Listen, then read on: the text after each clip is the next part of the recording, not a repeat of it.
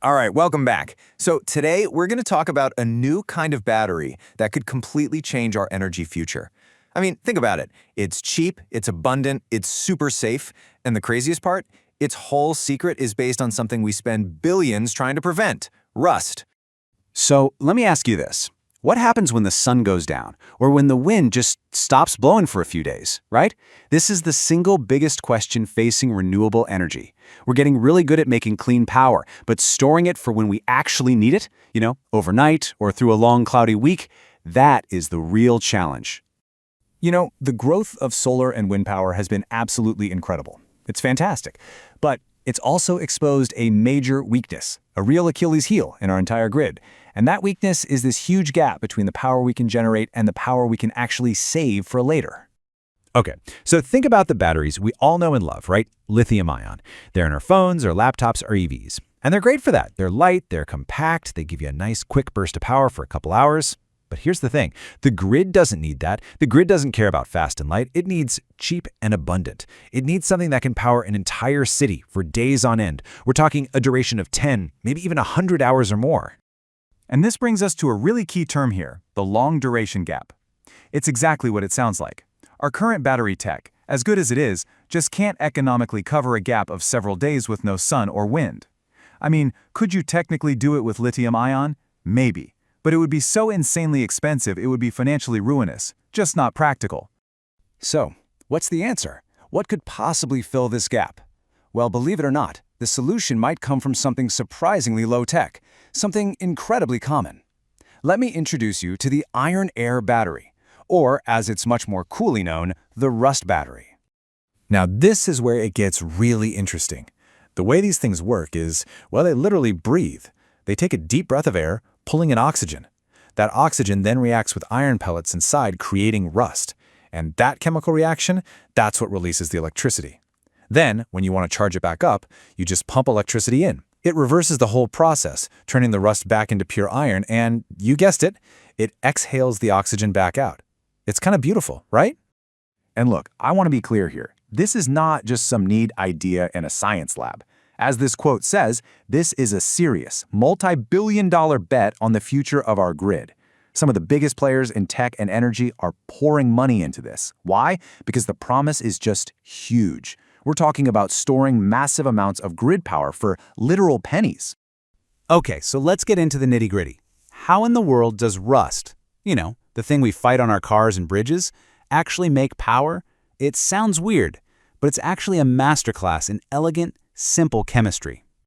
So let's walk through the whole cycle. Step 1, discharging. The grid needs power, right? So the battery breathes in air. That oxygen combines with little iron pellets, creating iron oxide, which is just a fancy word for rust, and boom, that process releases a flow of electrons. That's your electricity. Step 2, charging. Now you've got cheap power from your solar panels. You use that electricity to reverse the reaction. It rips the oxygen away from the rust, turning it back into pure iron and breathing out pure oxygen. It really is that straightforward. And this is why this super old-school chemistry is poised to be a total game changer for our super modern energy grid. It really all boils down to one thing: what it's made of. Okay, when you're talking about grid storage, cost per kilowatt hour is everything. It's the metric that matters most. And just look at this chart. The difference is, well, it's staggering. Lithium-ion, you're looking at over $100. With iron-air, we're talking less than 20. That's an 80% plus cost reduction. That is so cheap, it could make renewable energy paired with storage cheaper than just running an old coal or gas plant. That's huge. So, how is it so cheap? Well, it really comes down to four main things. First up is abundance. It's iron. It's one of the most common elements on Earth, not like the rare, concentrated materials you need for other batteries. Second, the cost, which we just saw is ridiculously low. Third is safety. This is a big one. The electrolyte is water-based, so they just don't catch fire. No risk of that thermal runaway you hear about. And finally, longevity. These things are built like tanks, designed to last for over 20 years, basically matching the lifespan of the wind and solar farms they're paired with. Okay, I know what you're thinking. If this is so amazing, what's the catch? There's always a catch, right? And yeah, of course there is, but understanding the trade-offs here is actually the key to seeing why this tech is so perfectly suited for its job. So let's put them head to head. First, energy density. Iron-air is, well, it's terrible. These batteries are massive, heavy, and bulky. That's exactly why you'll never ever see one in your Tesla or your iPhone.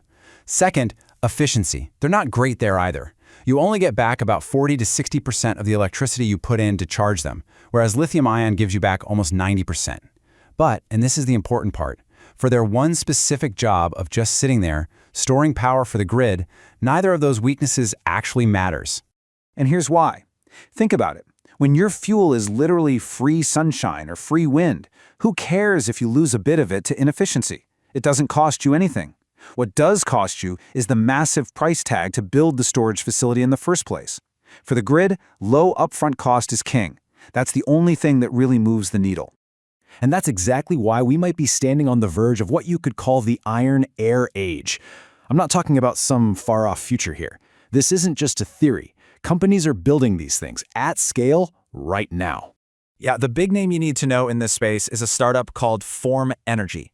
They're backed by some heavy hitters, including Bill Gates' investment fund. And they're not just playing around, they are building a massive factory and are already signing deals with big utility companies to deploy the very first generation of these rust batteries out on the grid. This is real, and it's happening now.